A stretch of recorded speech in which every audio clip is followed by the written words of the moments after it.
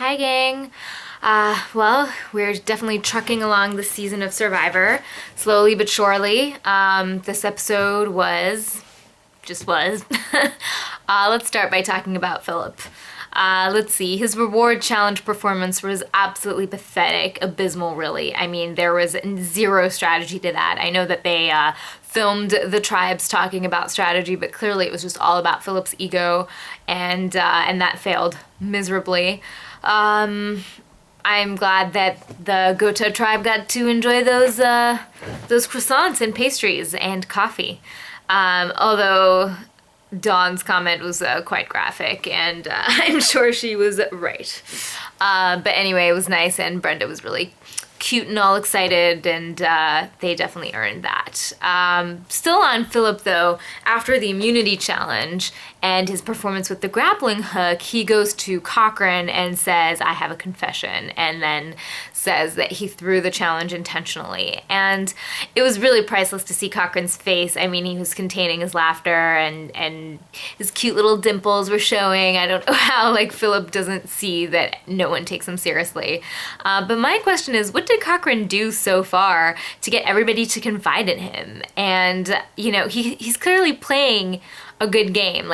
It feels to me by watching him that he has a lot more power than he had when he first played the game, and he's not as self-deprecating, but yet still has that charming side of him, as we heard when the challenge clue came and it says carrying the weak. He was like, oh, we have tons of weak over here, so that's still the Cochran we know and love, but somehow he's gained a lot of power, and I'm a little bummed that we haven't seen how that happened. Corinne, Player of the Week, she's nominated. I don't understand that. I'm still not quite grasping Corinne's strategy. She's too obvious about her partnership with Michael and wanting to root for him. I mean, when they were talking with the fans she was just too obvious about it, and I hate to say it, but Phillip was right. There's nothing in it for them to keep Michael. I mean, at this point, it was just picking one over the other, but they actually have more incentive, given what Corinne has disclosed, to really remove Michael, because obviously she has the closest relationship to him, and in the merge, that becomes kind of dangerous. So I don't think she deserves Player of the Week by any means.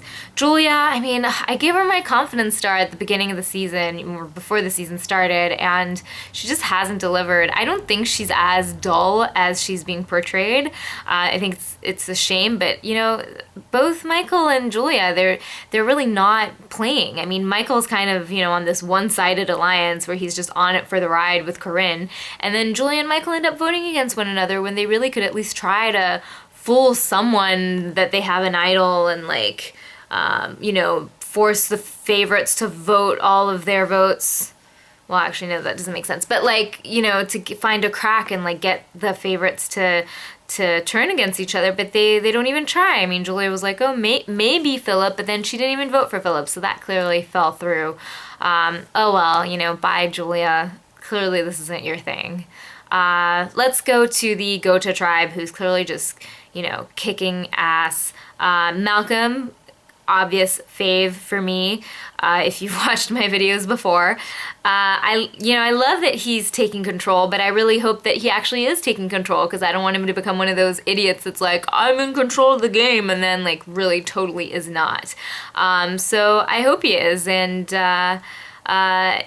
it's interesting to think about what Malcolm's place is as a favorite, because none of them have really met him or played with him or seen him play before, and yet they have embraced him as a favorite.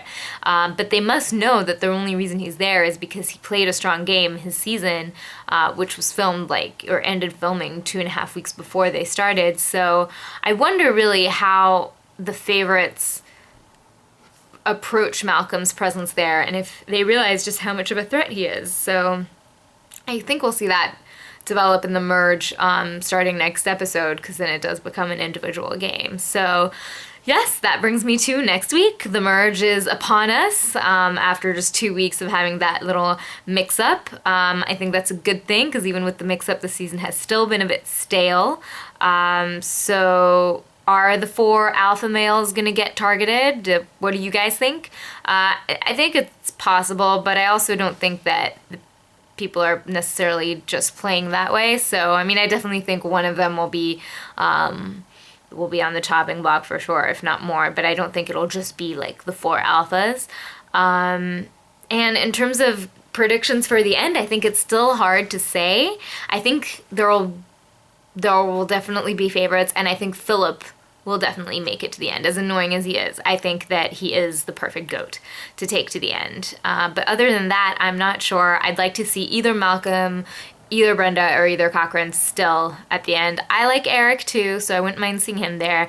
But I want to see someone at the end that really shows to me that they've played. Like right now I'm just giving names of the people I like, you know, but I'm still not seeing like massive gameplay aside from Malcolm, who really has been playing the most. So maybe I'm more inclined to say Malcolm right now.